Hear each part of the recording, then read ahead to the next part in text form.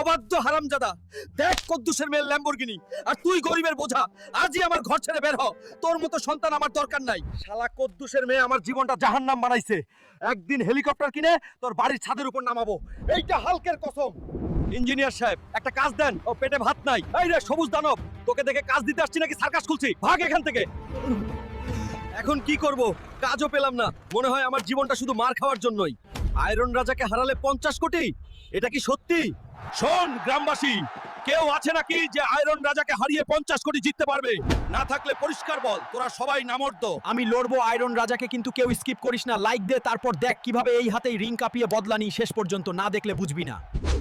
ওই গরিব হাল্ক, আমার সামনে দাঁড়াতে আসছিস, তোর যোগ্যতা কি রে? গরিব হাল্ক বলেছিলি না? এই নে, গরিবের খুশিতে আজই তোকে রিং এর বাইরে পাঠালাম। দেখ গ্রামবাসী, গরিব